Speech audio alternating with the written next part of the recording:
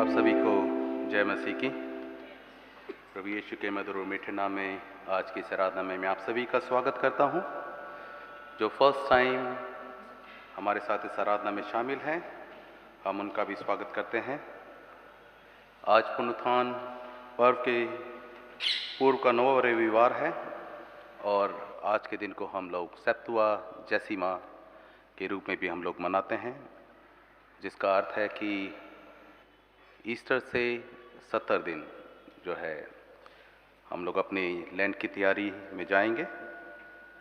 और आज के दिन के लिए हमारा विषय है जो कि हमेशा जो आज के दिन को हम लोग क्रिएशन जो है परमेश्वर की सुंदर सृष्टि और उसकी रचना के विषय में हम लोग आज के अपना ध्यान वहाँ केंद्रित करेंगे, जिसमें आज का हमारा विषय भी है कि परमेश्वर ने स्त्री और पुरुष को इसलिए रचा है कि वह उसके राज्य के सहवारिश हो। और परमेश्वर का वचन हमसे ये कहता है कि तब परमेश्वर ने मनुष्य को अपने स्वरूप के अनुसार उत्पन्न किया, नर और नारी करके उसने मनुष्य की सृष्टि की। आओ हम झुककर दंडवत करें और अपने कर्ता यहोवा के सामने घुटने टेकें। आइए अपनी आराधना को शुरू करते हैं। हम लोग आराधना का पहला गीत गाएंगे, गीत नंबर 662, प्रभु महान विचारुकारी तेरे।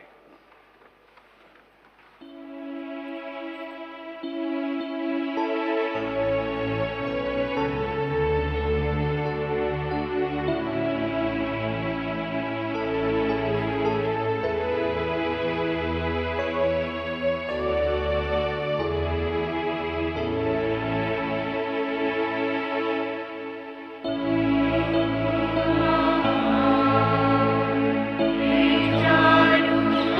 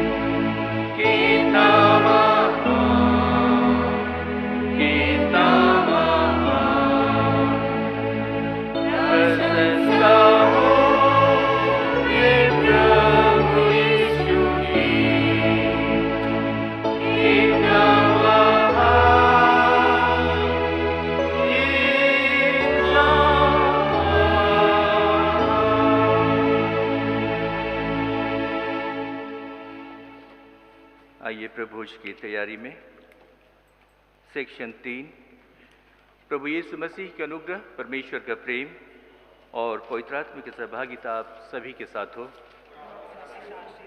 सेक्शन 4-5 हम एक साथ कहेंगे। सर्वशक्तिमान परमेश्वर, आपके सम्मुख सबके हृदय खुले हैं। आप सबकी अभिलाषाओं को जानते हैं और आपसे कोई भी भेद छुपा नहीं है। अपने पवित्र आत्मा की प्रेरणा से हमारे हृदय के विचारों को शुद्ध कीजिए, ताकि हम आपसे पूर्ण रूप से प्रेम करें और योग्य रीति से आपके पवित्र नाम की स्तुति करें, हमारे प्रभु यीशु मसीह के द्वारा। आमीन। स्वर्ग में परमेश्वर की महिमा और पृथ्वी पर उसके लोगों को शांति। हे प्रभु परमेश्वर, स्वर्गीय राजा, सर्वशक्तिमान पिता परमेश्वर, हम आपकी आराधना करते, आपको धन्यवाद देते और आपकी महिमा के कारण आपकी स्तुति करते हैं। हे प्रभु यीशु मसीह, परमेश्वर पिता के इकलौते पुत्र, हे प्रभु परमेश्वर, हे परमेश्वर के मेमने, आप जगत का पाप उठा ले जाते हैं, हम पर दया कीजिए। आप पिता की दाहिनी ओर विराजमान हैं, हमारी प्रार्थना स्वीकार कीजिए, क्योंकि केवल आप ही पवित्र हैं, आप ही प्रभु हैं, आप ही हे यीशु मसीह पवित्र आत्मा के साथ परमेश्वर पिता की महिमा में परम उच्च हैं। आमीन। आइए हम प्रार्थना करें। सर्वशक्तिमान दयालु पिता परमेश्वर, धन्यवाद करते हैं आपकी सभी आशीषों के लिए और इस सुंदर मसीही संगति के लिए। धन्यवाद करते हैं पिता परमेश्वर आपके पवित्र आत्मा की अगुवाई और मार्गदर्शन के लिए कि हम फिर से आपके पवित्र भवन में आपकी स्तुति एवं महिमा हेतु एकत्रित होते हैं। आपके नाम की जय जयकार हुए। प्रार्थना करते हैं कि आप हरेक के हृदय से बातें कीजिए और हमें अपने मसीही ज्ञान, प्रेम और भय में सुरक्षित रखिए, ताकि हमारे मसीही जीवन के द्वारा आप ही के पवित्र नाम की महिमा सभी लोगों में प्रकट होने पावे। यह दीन प्रार्थना हम आपके प्रिय पुत्र यीशु मसीह के मीठे और मधुर नाम में मांगते हैं। दया से सुन और ग्रहण कर ले। आमीन। आज की विशेष प्रार्थना। हे सर्वशक्तिमान पिता, आपने अपने प्रेम तथा बुद्धि से परिपूर्ण स्वभाव के कारण सब प्राणियों को भिन्न भिन्न तथा अनेक प्रकार के वरदानों से समृद्ध बनाया है। प्रभु, वर दीजिए कि जिन स्त्री पुरुषों को आपने ये वरदान आपने सौंपे हैं, वे अपने इन सभी वरदानों का इस्तेमाल आपके अभिप्राय को पूरा करने के लिए सामूहिक रूप से करें और संसार में आपकी महिमा को प्रकट करें। हमारे प्रभु यीशु मसीह के द्वारा, जो आपकी और पवित्र आत्मा के साथ एक परमेश्वर हैं और अब तथा सदा सर्वदा जीवित और राज रखते हैं। आमीन। मंडली कृपया पाठ के लिए बैठे।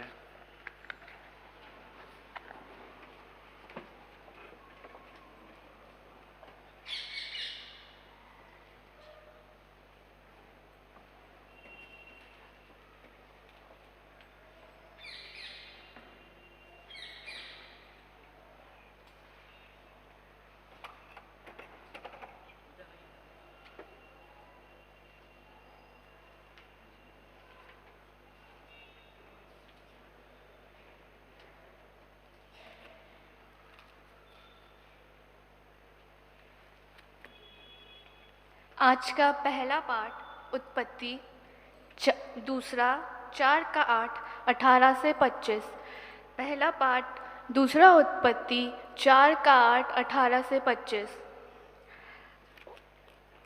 आकाश और पृथ्वी की उत्पत्ति का वृत्तांत ये है कि जब वे उत्पन्न हुए, अर्थात जिस दिन यहोवा परमेश्वर ने पृथ्वी और आकाश को बनाया, तब मैदान का कोई पौधा भूमि पर ना था और ना मैदान का कोई छोटा पेड़ उगा था, क्योंकि यहोवा परमेश्वर ने पृथ्वी पर जल नहीं बरसाया था और भूमि पर खेती करने के लिए मनुष्य भी नहीं था। तो भी कुहारा पृथ्वी ने उठा था, जिससे सारी भूमि सींच जाती थी। और यहोवा परमेश्वर ने आदम को भूमि की मिट्टी से रचा और उसके नथनों में जीवन का सरवास फूंक दिया और आदम जीवता प्राणी बन गया। और यहोवा परमेश्वर ने पूर्व की ओर आदन के देश में एक वाटिका लगाई और वहाँ आदम को, जिसे उसने रचा था, रख दिया।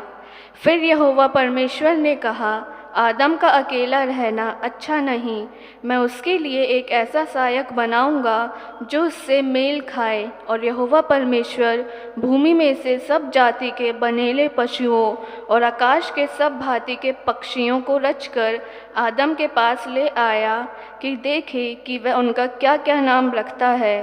और जिस जिस जीवित प्राणी का जो जो नाम आदम ने रखा, वही उसका नाम हो गया। सो आदम ने सब जाति के घरेलू पशुओं और आकाश के पक्षियों और सब जाति के बनेले पशुओं के नाम रखे, परंतु आदम के लिए कोई ऐसा सहायक न मिला जो उससे मेल खा सके। तब यहोवा परमेश्वर ने आदम को भारी नींद में डाल दिया, और जब वह सो गया तब उसने उसकी एक पसली निकालकर उसकी संती मांस भर दिया। और यहोवा परमेश्वर ने उस पसूली को जो उसने आदम में से निकाली थी स्त्री बना दिया, और उसको आदम के पास ले आया। और आदम ने कहा, अब ये मेरी हड्डियों में की हड्डी और मेरे मांस में का मांस है, सो इसका नाम नारी होगा, क्योंकि ये नर में से निकाली गई है। इस कारण पुरुष अपने माता पिता को छोड़कर अपनी पत्नी से मिला रहेगा, और वह एक ही तन बने रहेंगे। और आदम और उसकी पत्नी दोनों नंगे थे, पर लज्जाते ना थे। ये प्रभु का पवित्र वचन है। इसके पर और सुन जान पर आशीष हो। आमीन।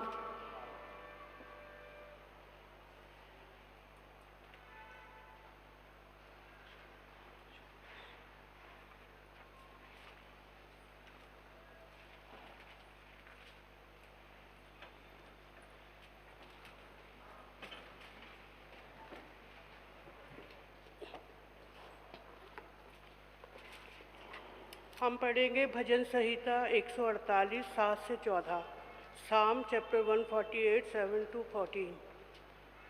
पृथ्वी में से यहोवा की स्तुति करो, हे मगरमच्छ और गहरे सागर,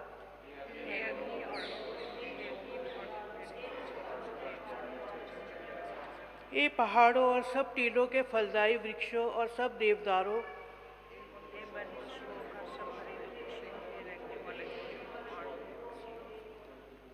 हे पृथ्वी के राजाओं और राज्य राज्य के सब लोगों, हे हाकिमों और पृथ्वी के सब न्यायियों, यहोवा के नाम की स्तुति करो, क्योंकि केवल उसी का नाम महान है। उसका ऐश्वर्य पृथ्वी पर और आकाश के ऊपर है।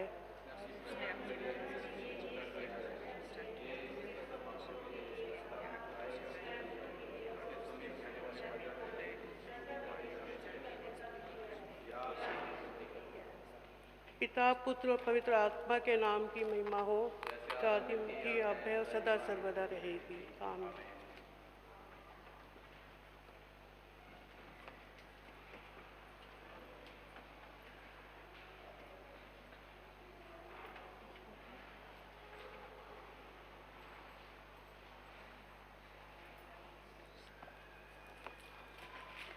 पहला पत्रस पाठ 3 1 से 7 तक।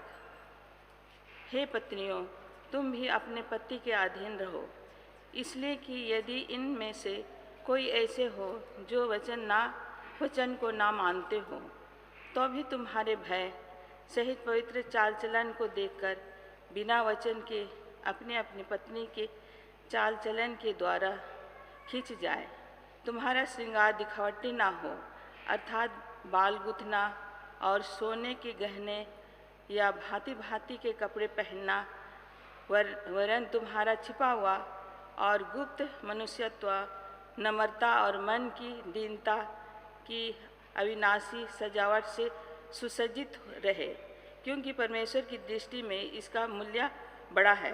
पूर्व काल में पवित्र स्त्रियां भी जो परमेश्वर पर आशा रखती थी, अपने आप को इसी रीति से संवारती और अपने पति के अधीन रहती थी, जैसे सारा अब्राहम की आज्ञा में रहती और उसे स्वामी कहती थी। इसी प्रकार तुम भी यदि भलाई करो और किसी प्रकार के भय से भयभीत ना हो, तो उसकी पत्नियां ठहरोगी। वैसे ही हे पतियों, तुम भी बुद्धिमानी से पत्नियों के साथ जीवन निर्वाह करो और स्त्री को निर्बल पात्र जानकर उसका आदर करो, यह समझकर कि हम दोनों जीवन के वरदान के वारिस हैं, जिससे तुम्हारी प्रार्थनाएं रुक न जाए। यह प्रभु का वचन है। इसे पढ़े और सुने जाने पर हम सबको आशीष मिले।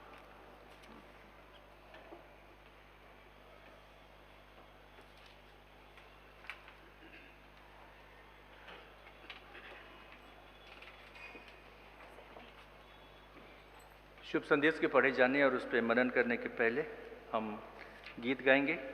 गीत संख्या 784 784, पवित्र आत्मा आ, पवित्र आत्मा आ।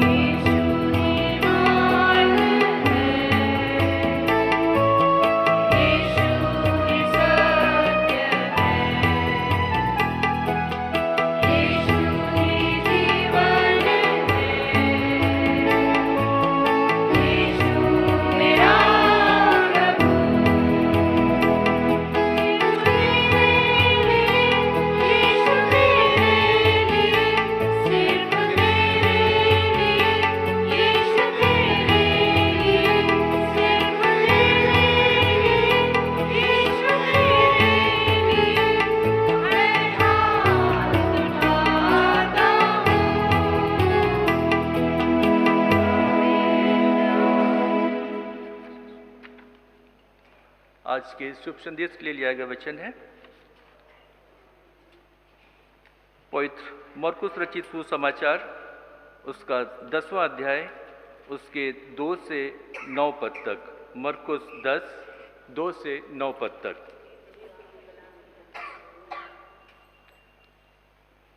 तलाक के विषय में प्रभु यीशु मसीह की शिक्षा। तब फरीसियों ने उसके पास आकर उसकी परीक्षा करने को उससे पूछा, क्या यह उचित है कि पुरुष अपनी पत्नी को त्यागे? उसने उनको उत्तर दिया, मूसा ने तुम्हें क्या आज्ञा दी है? उन्होंने कहा, मूसा ने त्यागपत्र लिखने और त्यागने की आज्ञा दी है। यीशु ने उनसे कहा, तुम्हारे मन की कठोरता के कारण उसने तुम्हारे लिए यह आज्ञा लिखी। पर सृष्टि के आरंभ से परमेश्वर ने नर और नारी करके उनको बनाया है।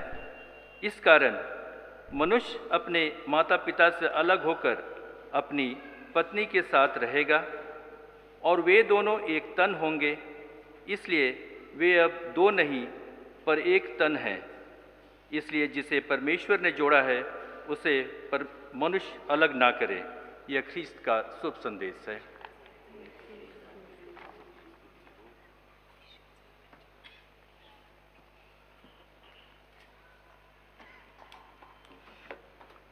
पिता पुत्र पवित्र आत्मा के नाम की महिमा हो, आमीन।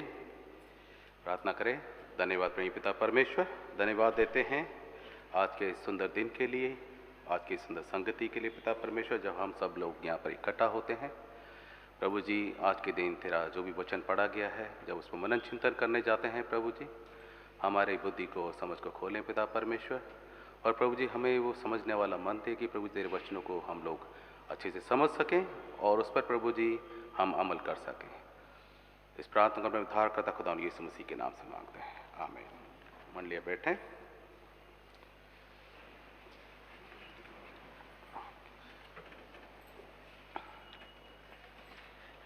जैसा कि मैंने शुरू में भी आपको बताया था कि आज जो है, आज के दिन को हम लोग सेप्तुअजिंता, जिसका जो है अर्थ जो है, इसके लैटिन भाषा का शब्द है जिसका अर्थ है कि 70 दिन, यानी ईस्टर से पूर्व के 70 दिन।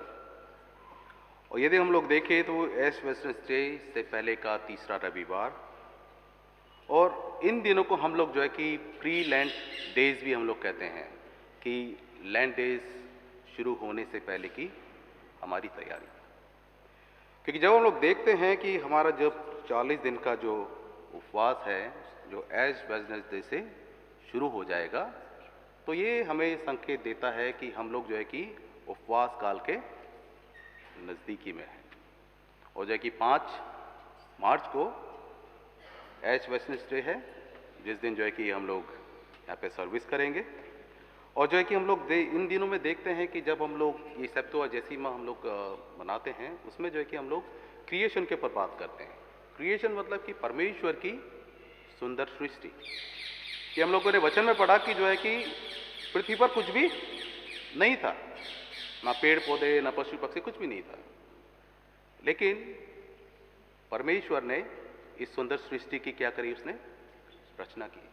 उसने पशु पक्षी बनाए, उसने जो है कि हर एक के साथ जो है कि एक पार्टनर की ज़रूरत है। हर एक पार्टनर की ज़रूरत होती है ताकि वो भर जाए इस दुनिया के अंदर। और जो है कि उसने सबसे सुंदर सृष्टि बनाई, इंसान, मनुष्य, जिसको उसने कैसे बनाया? अपने ही स्वरूप में उसने उसकी उत्पत्ति करी। क्योंकि हम लोग जानते हैं कि फिर उसके बाद में उसने उसके भरण पोषण के लिए जो कि तमाम चीज़ें बनाई ताकि उनका पोषण सही रूप से हो सके। हम लोग देखते हैं कि खुदावंद यीशु मसीह ने जब इंसान को बनाया तो उसको कैसे बनाया? उसको मिट्टी से उसको बनाया और उसके नथनों में अपना श्वास फूका। क्योंकि हम लोग हर साल जो है कि क्रिएशन के बारे में पढ़ते हैं, संडे स्कूल में बच्चों को सिखाते हैं। उसके नथनों में श्वास फूका और जो है कि वो जीवित प्राणी बन गया।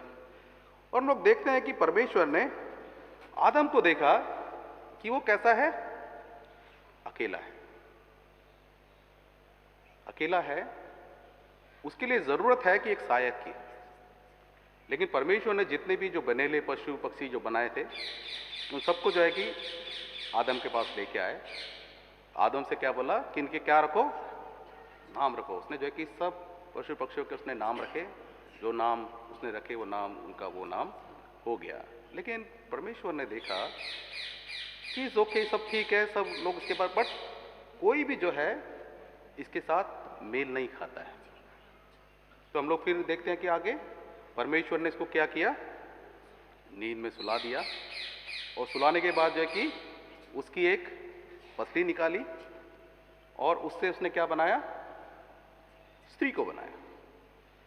जब उसने स्त्री को वहां पर बनाया तो हम लोग क्या देखते हैं वहां पर कि आदम ने क्या कहा, जब वो स्त्री को बना दिया, उसके पास लेके आया तो उसने बोला कि ये मेरी हड्डी में की हड्डी है, मेरे मांस में का मांस है, इसलिए इसका नाम क्या है, नारी है। इसलिए पुरुष अपने माता पिता से अलग होकर अपनी पत्नी से क्या रहेगा, मिला रहेगा, वो एक तन होंगे। और फिर परमेश्वर ने इनको आशीर्वाद दिया। क्या आशीर्वाद दिया? उनको ये आशीष दी, उसने कहा कि फलो फूलो और क्या हो जाओ, पृथ्वी पर भर जाओ। फलो फूलो और पृथ्वी पर भर जाओ। इसलिए परमेश्वर की हर एक इंसान के साथ कुछ ना कुछ योजना है। यदि हम लोग स्त्री को देखें तो स्त्री हमेशा क्या पाई जाती है, मजबूत पाई जाती है। मैं जब सेमिनरी में था तो हमारे टीचर कहते थे कि परमेश्वर ने इंसान को कैसे बनाया, मिट्टी से बनाया। लेकिन परमेश्वर ने कि जो परमेश्वर की जो सुंदर सृष्टि है, उसने जो है कि स्त्री को कैसे बनाया, हड्डी से बनाया, है ना। तो यहाँ पर जो है कि वो हमें इस तरीके से बताते थे, क्योंकि हम लोग देखते हैं कि बहुत सारी परेशानियों को झेलती है और जो है कि अपने परिवार को आगे बढ़ाती है, चलाती है, बच्चों का लालन पालन जो है कि किया जाता है। तो ये जो है कि हम लोग ये कहानी हम लोग पढ़ते रहते हैं और हम लोग देखते हैं कि मसीह परंपरा के अंदर जो है कि पति पत्नी के बीच का जो संबंध होता है वो उसको क्या कहा जाता है, वाचा का संबंध। इसमें जो है कि वाचा का संबंध वहाँ पर माना गया है। इसलिए कहा जाता है कि मसीह विवाह जब होता है वो कोई समझौता नहीं है, ना वो कोई एग्रीमेंट है, वरन क्या है, ये वाचा है जो परमेश्वर के सामने बांधी जाती है, जिसमें पति पत्नी स्थायी रूप से एक दूसरे के हित के लिए क्या करते हैं, अपने जीवन को जीते हैं, जिसमें प्रेम, विश्वास और त्याग, इनके जो संबंध की जो है मजबूत मोहरें हैं, जो इनके संबंध को कैसा बनाती है, मजबूत बनाती है। क्योंकि हम लोग देखते हैं कि हम लोग एग्रीमेंट करते हैं, समझौता हम लोग कभी करते हैं तो वो समझौते एग्रीमेंट टूट जाते हैं। लेकिन परमेश्वर की जो वाचा जो हम लोग परमेश्वर के सामने बांधते हैं वो कभी भी नहीं टूटती है।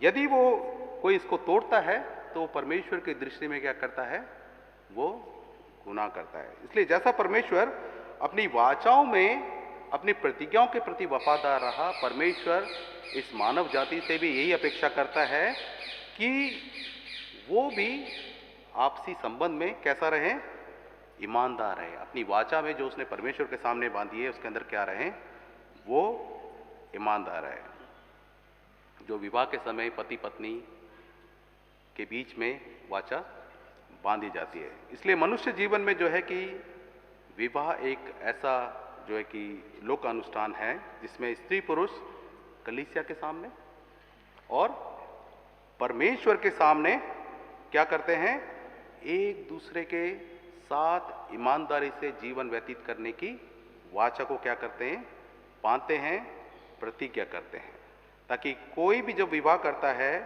वो स्थायी रूप से एक दूसरे के लिए जीवन को क्या करता है, व्यतीत करता है।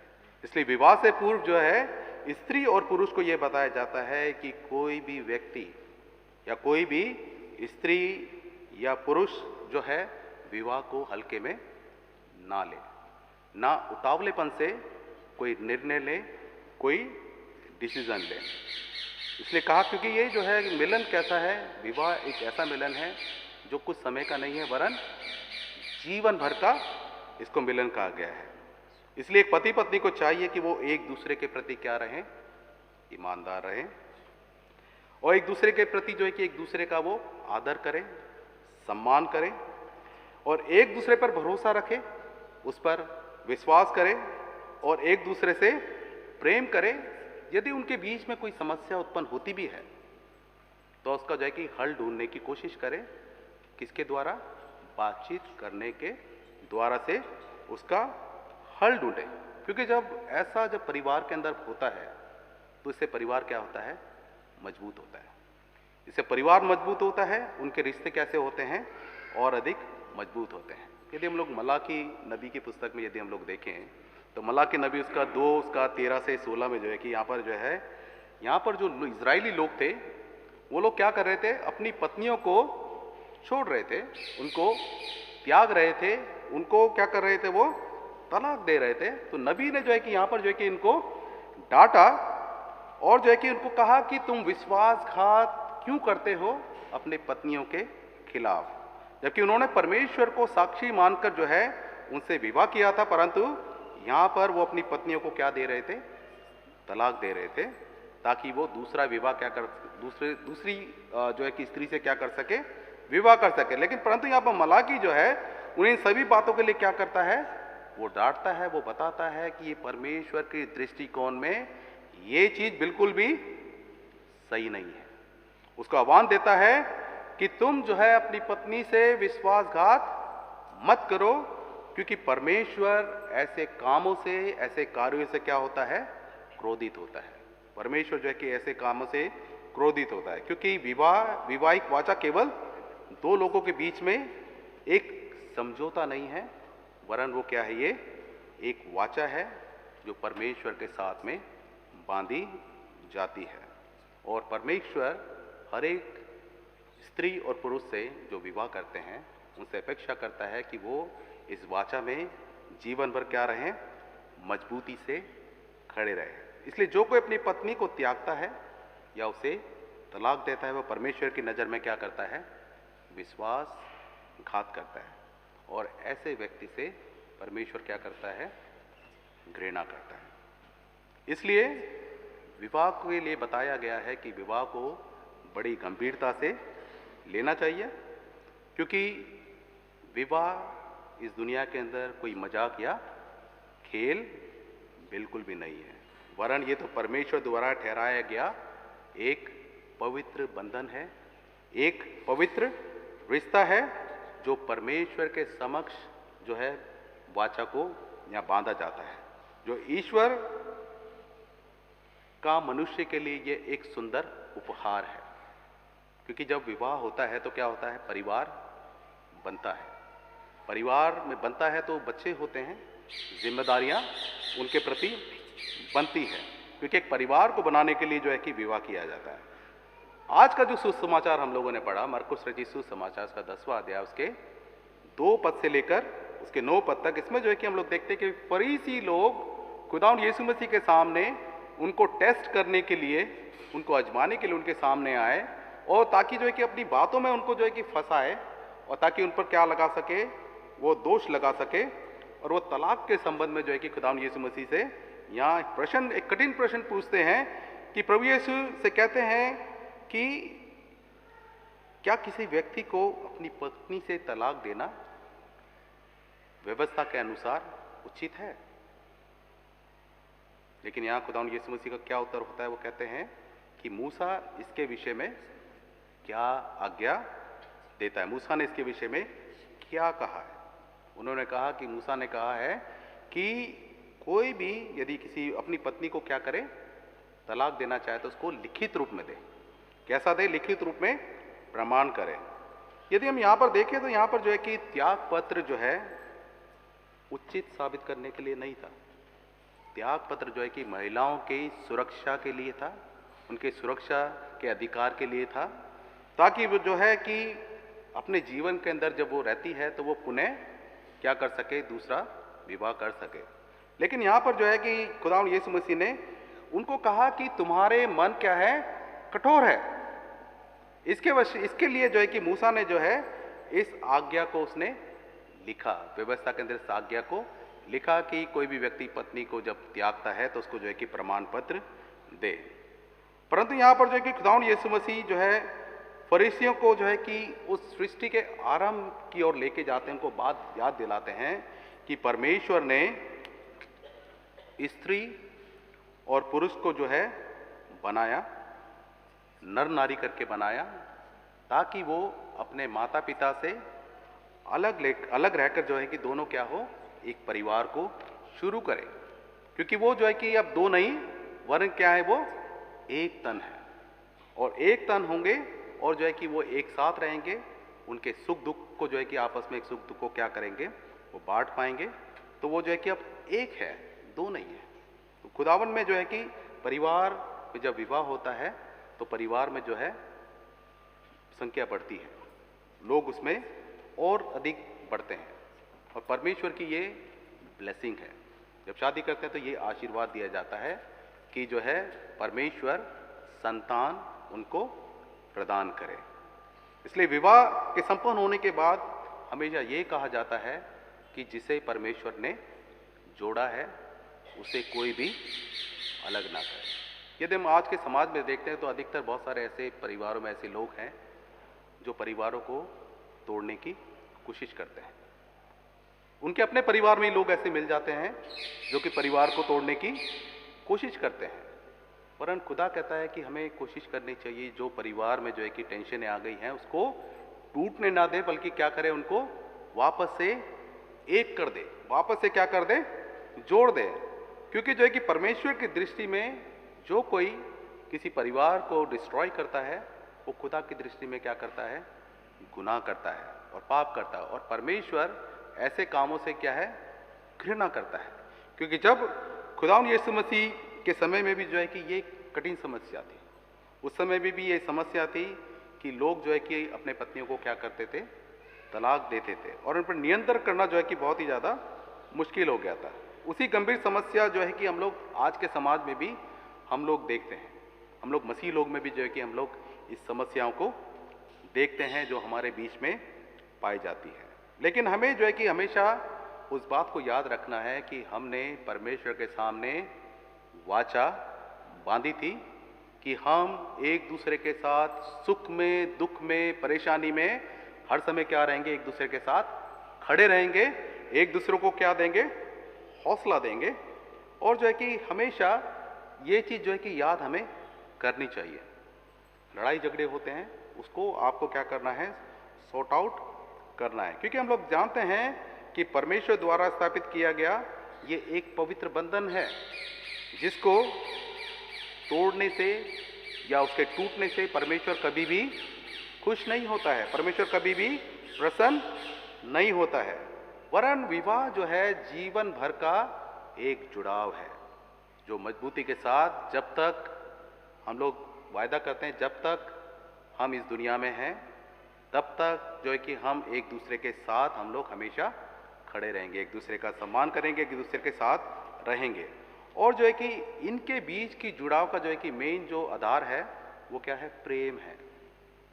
प्रेम जो है कि इसका आधार है, यदि आपके बीच में आपसी प्रेम है तो आपकी परिवार की नींव भी कैसी होगी, हमेशा खुदा में मजबूत ही पाई जाएगी। यदि आज के समय में हम लोग देखते हैं कि परिवार के अंदर छोटी छोटी बातों पे क्या हो जाते हैं, झगड़े हो जाते हैं, छोटी छोटी बातों पे क्या होते हैं, गलत फहमियाँ हो जाती हैं, जिसके कारण जो है परिवार टूटते हैं। जिसके कारण जो है कि कमी क्या है, एक तो हम लोग देखते हैं कमी, एक तो प्रेम की कमी यदि वहाँ पर है तो इस प्रकार की समस्या जो है कि हमारे यहाँ आएंगी।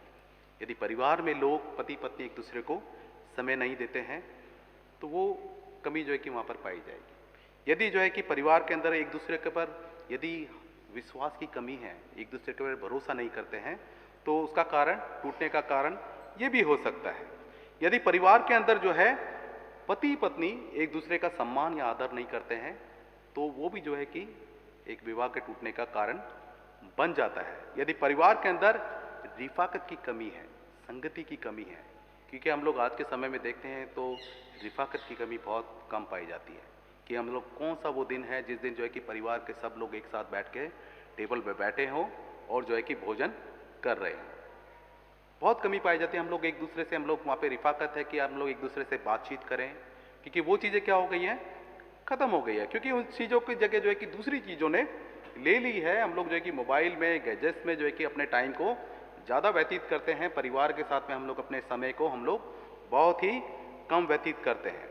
और जो है कि यही जो छोटे छोटे कारण हैं जिसके कारण जो है कि रिश्ते कमज़ोर होते हैं, जिसके कारण रिश्ते कमज़ोर होते हैं, और यही कारण जो है कि उनके विवाह के टूटने का कारण और वजह बन जाते हैं। लेकिन खुदावंद यीशु मसीह हमें याद दिलाते हैं कि विवाह क्या है, एक वाचा है जो परमेश्वर के सामने एक पति पत्नी होकर जो है कि वहाँ पर बांधी जाती है। इसलिए एक मनुष्य को चाहिए कि अपने विवाह को सफल बनाने के लिए उसको प्रतिदिन प्रयासरत रहना चाहिए, उसका प्रतिदिन प्रयास करना चाहिए कि दोनों एक दूसरे के हित के लिए जीवन को क्या करें, व्यतीत करें। इसलिए एक पति पत्नी के मजबूत जीवन के लिए चाहिए कि वे एक दूसरे का सदा आदर और सम्मान करें, एक दूसरे के साथ जो है कि प्रेम करें, परिवार के अंदर जो है रिफाकत होनी चाहिए, परिवार में जो है अनुशासन वहाँ होना चाहिए, परिवार के अंदर जो है कि आपसी विश्वास और एक दूसरे के प्रति जो है कि ईमानदारी वहाँ पर होनी चाहिए, और परिवार के अंदर जो है कि एक दूसरे को क्षमा करना भी आना चाहिए। और परिवार के अंदर हम लोग देखते हैं कि एक दूसरे के हित के लिए जीवन जीना चाहिए, जिससे परिवार क्या होता है, मजबूत होता है। और जो है इसलिए सच्चा प्रेम जो है परिवार की नींव का आधार है। इसलिए कहा जाता है कि हमें आत्मिक रूप से खुदावंद के सामने अपने परिवार को रखना चाहिए। एक परिवार होकर जो है कि हम लोग को डेली खुदा के सामने परिवार के लिए प्रार्थना करनी चाहिए। खुदा का जो है कि वचन हमें पढ़ना चाहिए, जो हमें प्रतिदिन जो है कि नई चीज़ें सिखाता है, हम परिवार को जो है कि क्या करता है, वो मजबूत बनाता है। इसलिए ज़रूरी है कि हम लोग अपने परिवारों में केवल हम लोग संडे को आके जो है कि सिर्फ बाइबल पढ़नी है, प्रार्थना संडे नहीं है, हमें जो है कि डेली हमें खुदा के सामने अपने आप को रखना है, अपने आप को जो है कि जांचना है, क्या मैं खुदा के इस वचन के अनुसार मेरा जीवन है या नहीं है। वचन का पढ़ना, प्रार्थना का करना, ये हमारे परिवार के अंदर ये चीज़ें जरूर से शामिल होनी चाहिए, क्योंकि आज प्रत्येक परिवार के लिए ज़रूरी है कि उनके अंदर प्रेम का होना परमेश्वर के साथ। परमेश्वर कहता है कि जैसे मैंने तुमसे प्रेम किया, तुम भी एक दूसरे से वैसा ही प्रेम करो। और इसके लिए हम लोग जो है कि परमेश्वर से जो है कि उसका मार्गदर्शन मांगे कि खुदा हमारे परिवार को अपना मार्गदर्शन दे, ताकि हमें सही दिशा मिल सके। और परमेश्वर से प्रार्थना करें कि परमेश्वर परिवार की सहायता करे, कि परिवार में जो जीवन जीते हैं पति पत्नी बच्चे लोग, वो हमेशा जो है कि परिवार के प्रति, एक दूसरे के प्रति हमेशा वफादार रहें, ताकि जीवनों के अंदर जो है परमेश्वर की महिमा हमेशा उनके जीवनों से प्रकट होती रहे। क्योंकि परमेश्वर ने स्त्री और पुरुष की रचना इसलिए की ताकि वो परमेश्वर के राज्य के सह अधिकारी हो जाए। एक कई बार हम लोग कहानी एक सुनते हैं कि पति पत्नी के विषय में, कि आपने सुनी भी होगी कि पति पत्नी गरीब होते हैं, क्रिसमस के टाइम पे जो है कि एक दूसरे को गिफ्ट देना चाहते हैं, और जो पत्नी के बाल लंबे होते हैं और पति के पास जो है घड़ी होती है, उसमें जो है कि अब दोनों को गिफ्ट देने के लिए नहीं है, लेकिन जो है कि दोनों एक दूसरे से प्रेम करते हैं और दोनों को जो है कि कुछ ना कुछ देना चाहते हैं।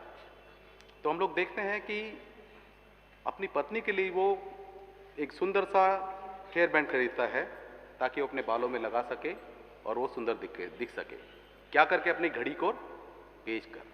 और वो स्त्री क्या करती है, अपने बालों को बेचकर उसके लिए क्या करती है, घड़ी के लिए एक डायल वो उसका बैंड खरीदती है, ताकि वो जो है कि उसके हाथ में जो पुराना हो गया है वो सुंदर बैंड। लेकिन जब एक दूसरे को दिया जाता है तो क्या देखते हैं कि दोनों ने एक दूसरे के लिए त्याग किया है, अपनी जो महत्वपूर्ण चीज़ थी उसका त्याग कर दिया। उसने अपने बालों का त्याग करके उसके लिए एक नई चीज़ ली, पति ने जो है कि अपने घड़ी का त्याग करके उसके लिए एक हेयर बैंड। कहने का मतलब है कि जो पति पत्नी का जो रिश्ता है वो ऐसा होना चाहिए, एक दूसरे के प्रति हमेशा जो है कि त्यागपूर्ण होना चाहिए, एक दूसरे के हित के लिए उनको जीवन जीना चाहिए। खुदा आप सबको बहुतायत की आशीष दे, आमीन। इस समय हम लोग अपने स्थानों पर खड़े हों, हम लोग इस समय अपने निकाय का विश्वास वचन हम लोग अंगीकार करें।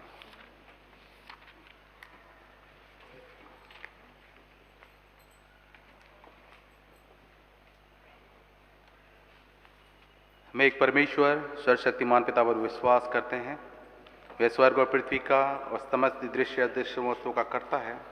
हम एक प्रभु यीशु मसीह पर विश्वास करते हैं, वे परमेश्वर के इकलौता पुत्र, सर्वयुगों से पहले पिता से उत्पन्न, परमेश्वर से परमेश्वर, ज्योति से ज्योति, सत्य परमेश्वर से सत्य परमेश्वर, कृत नहीं बन उत्पन्न है।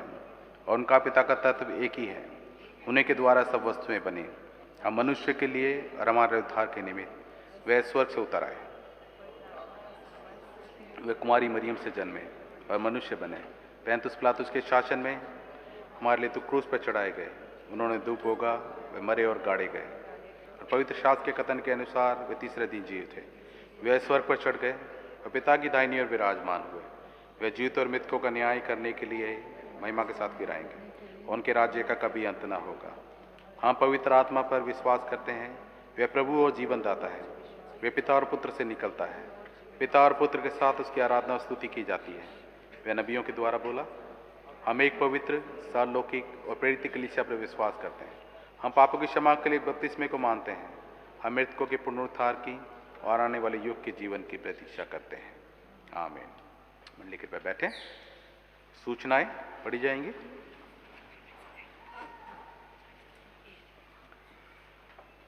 जैसा कि हम लोग जानते हैं कि 8 फरवरी को हमारा फेट था और इसके लिए जो है कि रिव्यू मीटिंग रखी गई है 2 मार्च के दिन शाम को 5 बजे पैरिश हॉल के अंदर।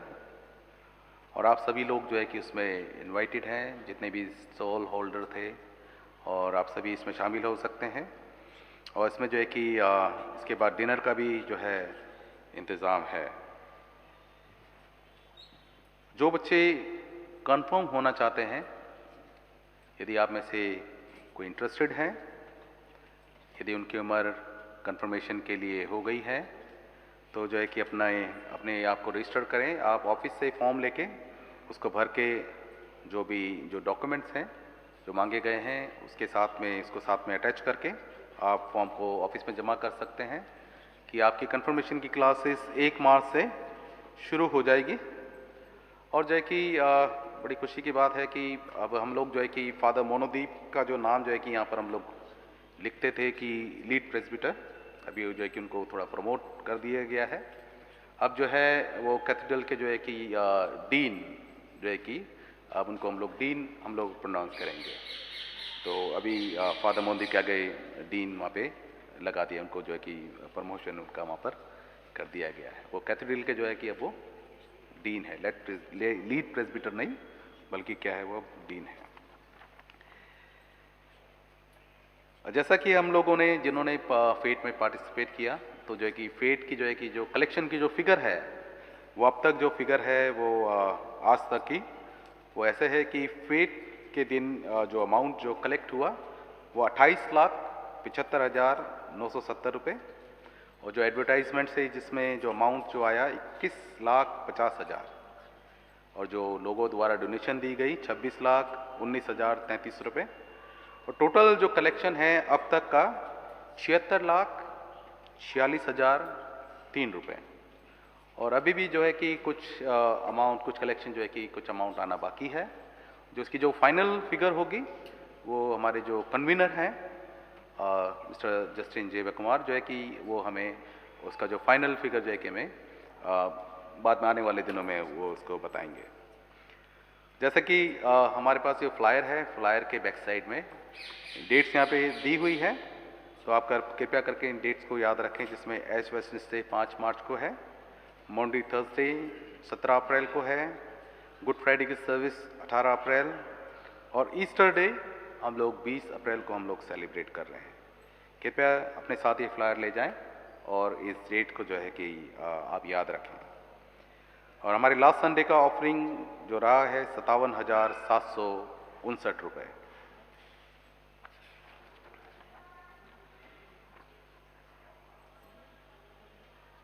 आप लोगों से अनुरोध किया जाता है, यदि इस हफ्ते जो कोई भी अपना जन्मदिन या शादी की सालगिरह मना रहे हैं, यदि आप में से कोई यहाँ पर उपस्थित है तो आप अपने स्थानों पे खड़े हो जाएं, तब हम आपके लिए प्रार्थना करेंगे।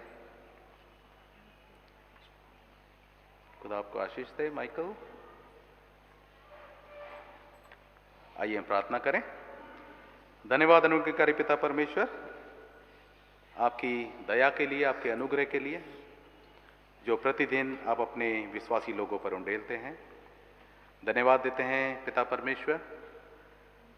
इस हफ्ते जो भी कोई अपना जन्मदिन या शादी की सालगिरह मनाते हैं, प्रभु जी आप उनको आशीष दीजिए, अपने अनुग्रह की दृष्टि हमेशा उन पर बनाए रखिए।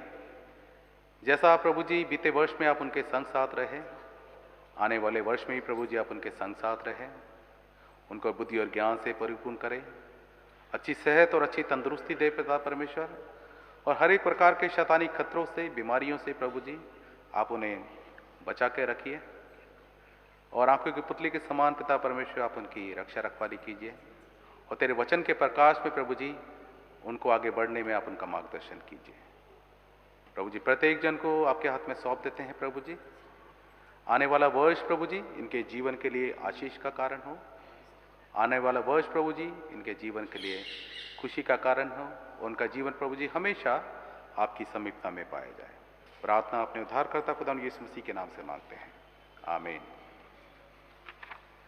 इस समय हम लोग परित निवेदन की प्रार्थनाओं में जाएंगे।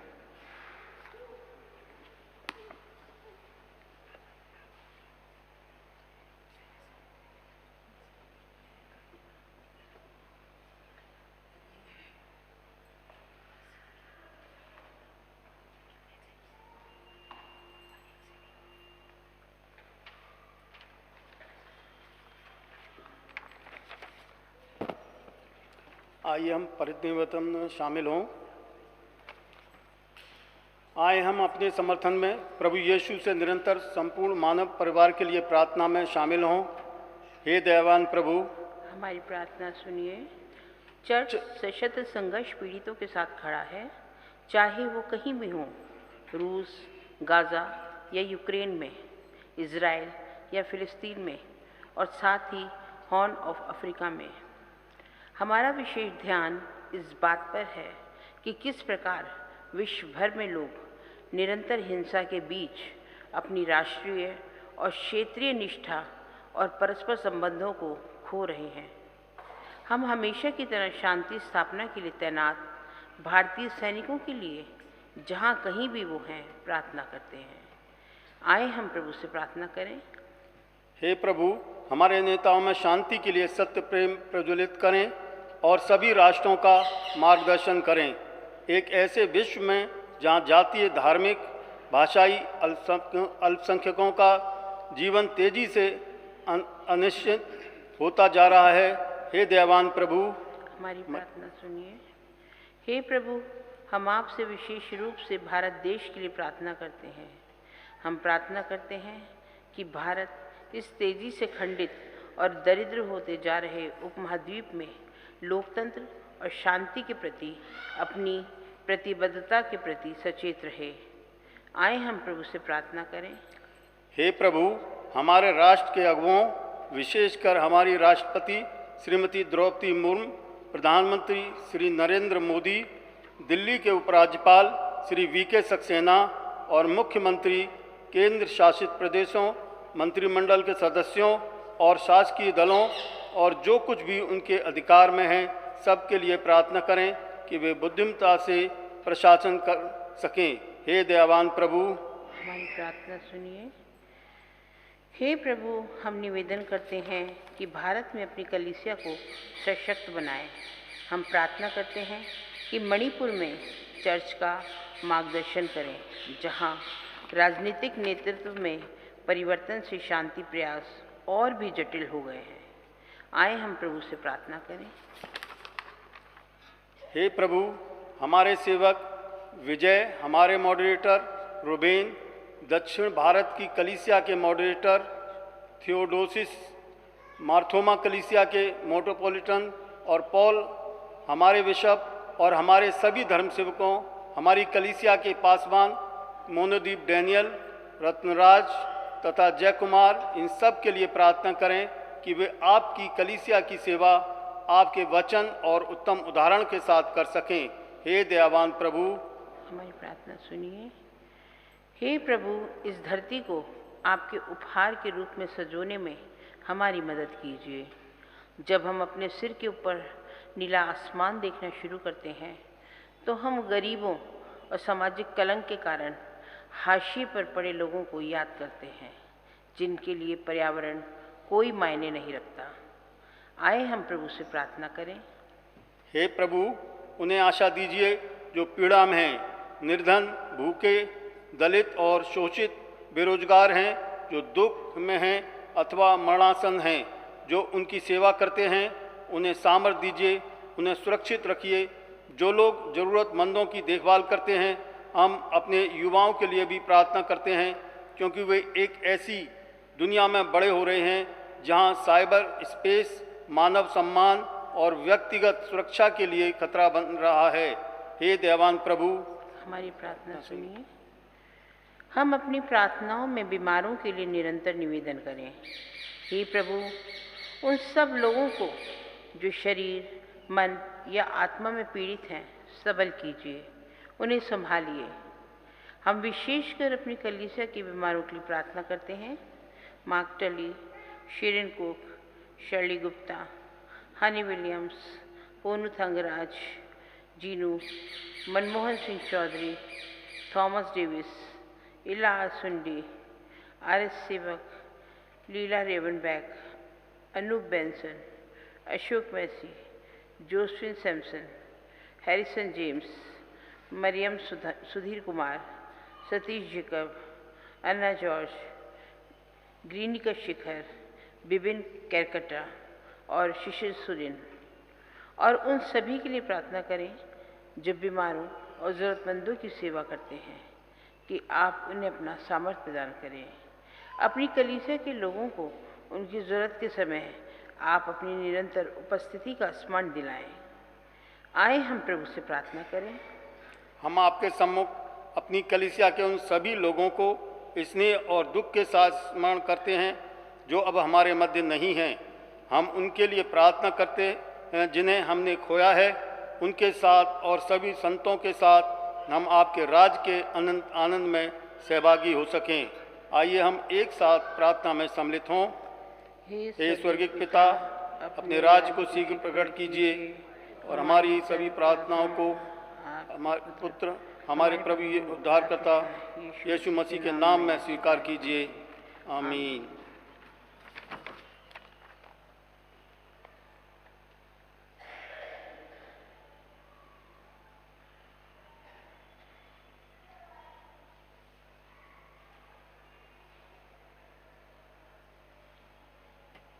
सेक्शन 17 पापांगीकार। प्रिय भाइयों और बहनों, हमारे प्रभु यीशु मसीह यह कहते हैं, हमारा प्रभु परमेश्वर ही एकमात्र प्रभु है।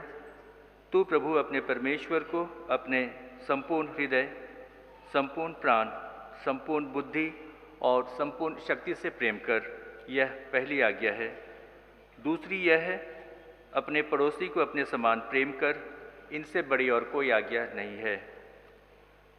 परमेश्वर ने संसार से ऐसा प्रेम किया कि उसने अपना इकलौता पुत्र यीशु मसीह दे दिया कि वह हमें पापों से बचाए, स्वर्ग में हमारे लिए निवेदन करें और हमें शाश्वत जीवन में पहुंचाए। इसलिए हम पश्चाताप और विश्वास के साथ अपने पापों को स्वीकार करें। हम परमेश्वर की कृपा से उसकी आज्ञाओं का पालन करने का और सभी लोगों के साथ मेल मिलाप और प्रेम से रहने का पक्का संकल्प करें।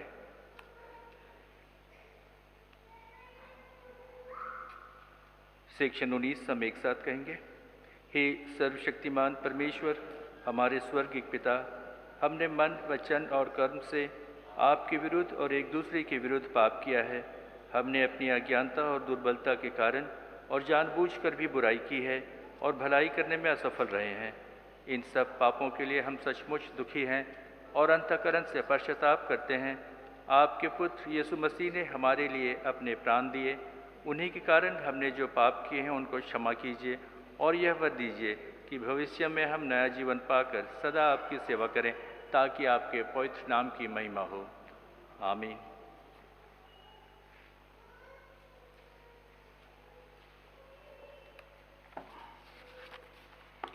सर्वशक्तिमान परमेश्वर सबको क्षमा करता है जो एक दूसरे को क्षमा करते और सच्चा पश्चाताप करते हैं। वे आप सब पर दया करे, आप सबके पापों को क्षमा करे, उससे आपको छुटकारा दे, सब भले कामों में आपको स्थिर और सबल करे और शाश्वत जीवन में बनाए रखे। हमारे प्रभु यीशु मसीह के द्वारा। आमीन। परमेश्वर का धन्यवाद हो। आइए शांति अभिवादन के लिए हम अपने स्थानों पर खड़े हो जाएं। हम सब मिलकर मसीह की देह हैं और हम सब ने एक ही आत्मा द्वारा एक देह में बपतिस्मा लिया है। हम ऐसे कार्य में संलग्न रहे जिनसे शांति मिलती है, एक दूसरे का निर्माण होता है। प्रभु की शांति सदा आपके साथ रहे। हम एक दूसरे को शांति अभिवादन करें।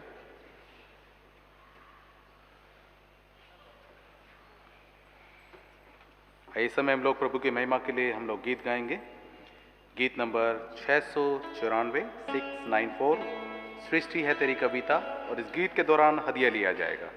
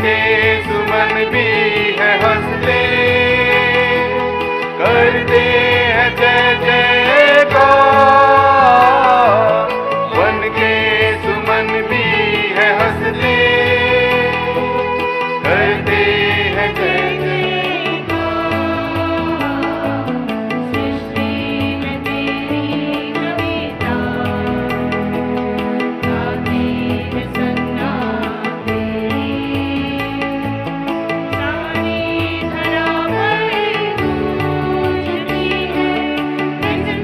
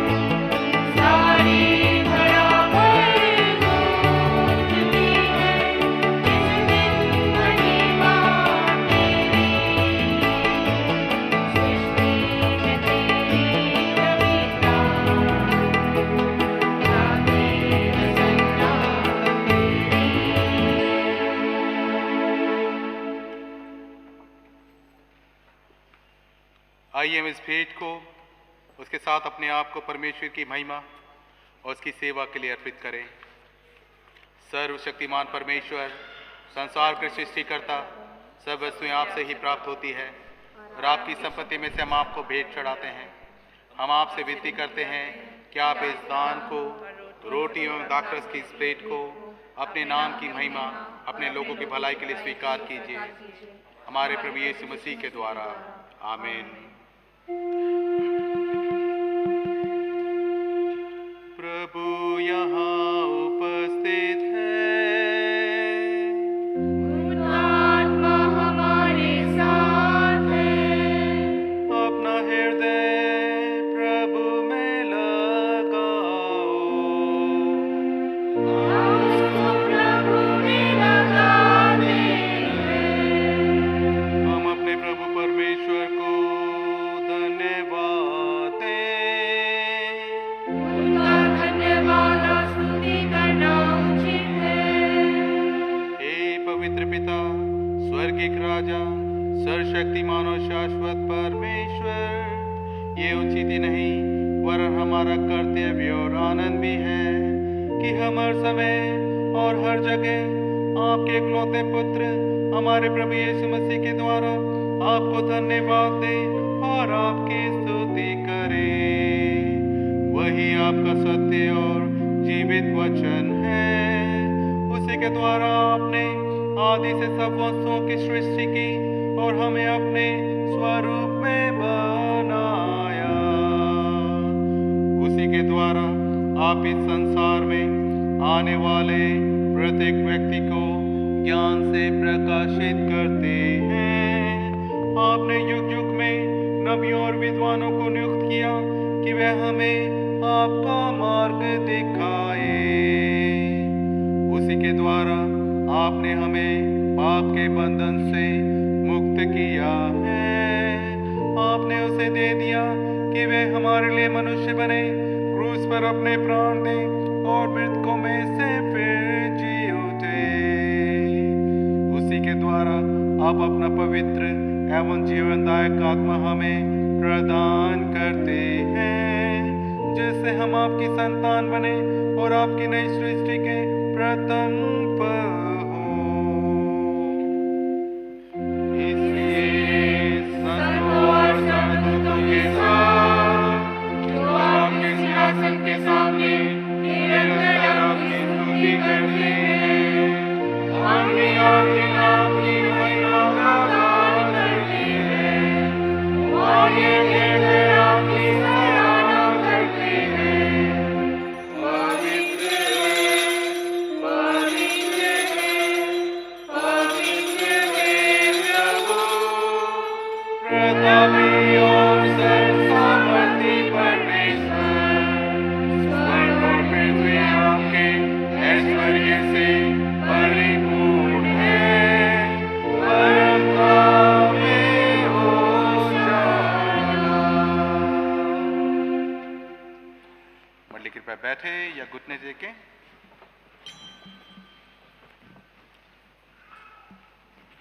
हे स्वर्गीय पिता, अपने पुत्र हमारे उद्धारकर्ता प्रभु यीशु मसीह के द्वारा हमारे स्तुति गान को स्वीकार कीजिए। हमें जो उनके नमूने पर चलते, उनकी आज्ञा का पालन करते हैं, ये वर दीजिए कि आपकी आत्मा की शक्ति से रोटी और दाखरस की ये भेंट हमारे लिए उनकी देह और रक्त हो, जो हमारे लिए मरे और फिर जी उठे। जिस रात प्रभु यीशु पकड़वाए गए, उन्होंने रोटी ली और आपको धन्यवाद देकर तोड़ी और अपने शिष्यों को दी और कहा, लो खाओ, ये मेरी देह है जो तुम्हारे लिए दी जा रही है। मेरी स्मृति में ऐसा ही किया करो।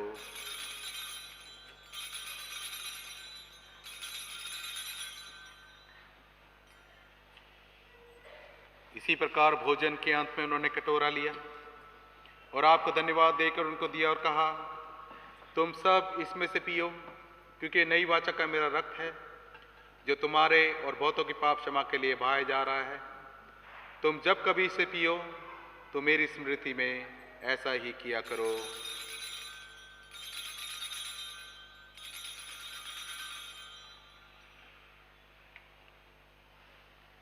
इसलिए हे स्वर्गीय पिता, आपके पुत्र की स्मृति में हम इस रोटी और इस दाखरस को इस अनुष्ठान के लिए अलग करते हैं।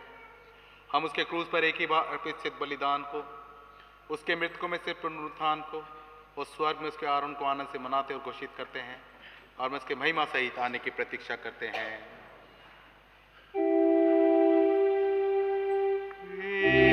हमारे लिए मरे, वे जी उठे हैं, वे फिर आएंगे। आइए अगली प्रार्थना में आप मेरे साथ शामिल हो। इसलिए हे दयालु पिता, उसी हमारे महापुरोहित के द्वारा धन्यवाद एवं स्तुति की हमारी इस बलि को स्वीकार कीजिए और जब आपकी ईश्वरी महिमा की उपस्थिति में हम इन पवित्र उपहारों को खाते और पीते हैं, तब आप हमें अपनी आत्मा के द्वारा नवजीवन दीजिए, अपने प्रेम से प्रोत्साहित कीजिए, अपने पुत्र हमारे प्रभु यीशु मसीह की देह से हमें संयुक्त कीजिए। उसी के साथ और उसी में और उसी के द्वारा पवित्र आत्मा के सामर्थ्य से हे सर्वशक्तिमान पिता, उन सब के साथ जो पृथ्वी पर और स्वर्ग में आपके सम्मुख उपस्थित रहते हैं, हम आपकी आराधना करते और अनुस्तुति का ये गीत गाते हैं।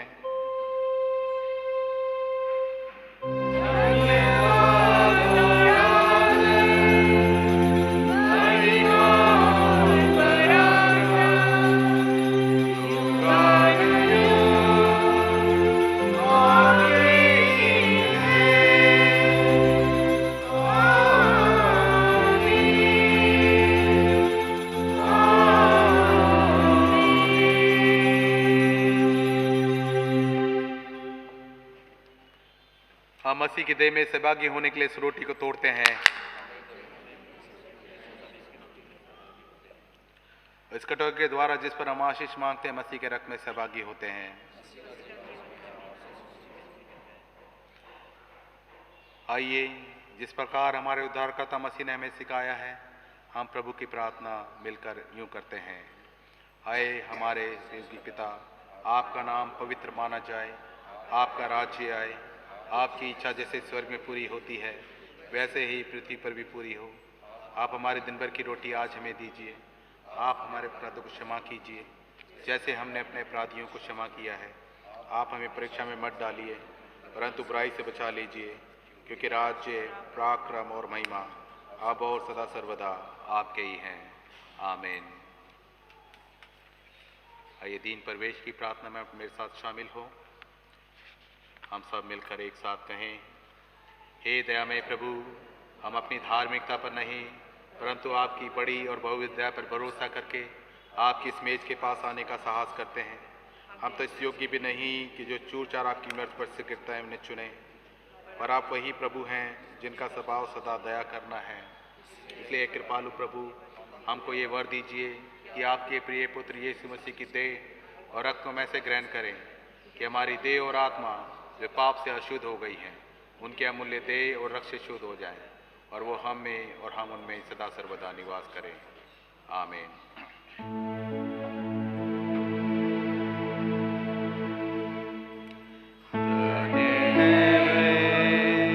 जो प्रभु के नाम में आता है,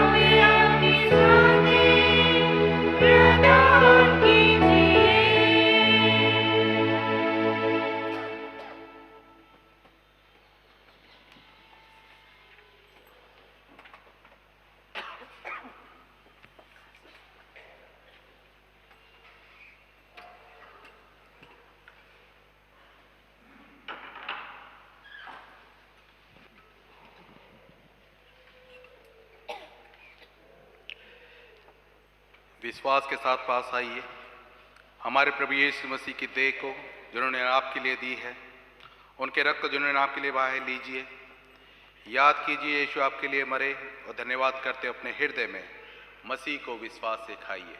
कृपया आइए।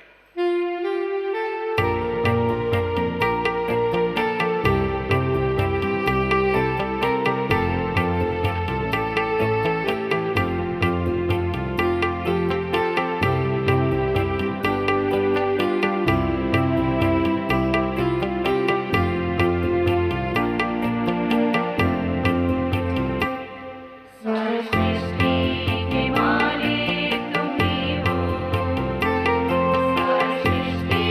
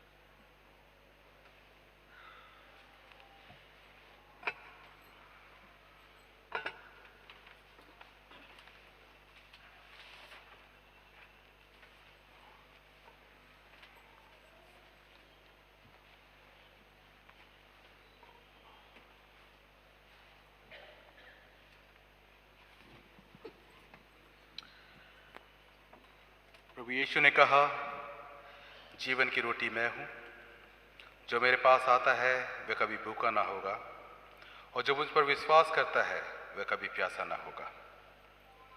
हमने इस पवित्र सैक्रेमेंट को विश्वास के साथ ग्रहण किया है, इसलिए आइए हम परमेश्वर को धन्यवाद दें।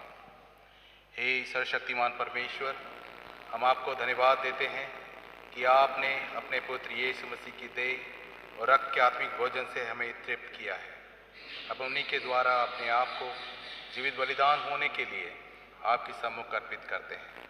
ये वर दीजिए कि आपके पवित्र आत्मा की सामर्थ्य से परिपूर्ण होकर यहाँ से विदा हो, अपने जीवन तथा सेवा के द्वारा हर समय आपकी महिमा प्रकट करें। आमीन। परमेश्वर की शांति जो सारी समझ से परे है, परमेश्वर के और उसके पुत्र हमारे प्रभु यीशु मसीह के ज्ञान और प्रेम में आपके हृदय और विचारों को सुरक्षित रखे, और सर्वशक्तिमान परमेश्वर पिता, पुत्र और पवित्र आत्मा की आशीष आप पर हो और आपके साथ सदा सर्वदा बनी रहे। आमीन।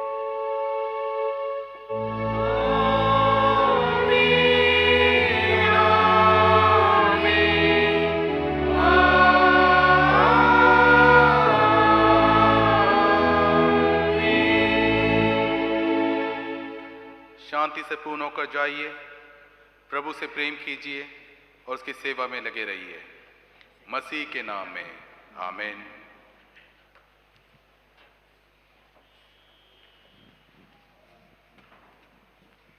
आइए इस समय हम लोग अपनी आराधना का अंतिम गीत गाएंगे, गीत नंबर 669, 669। आवाज उठाएंगे, हम साज बजाएंगे।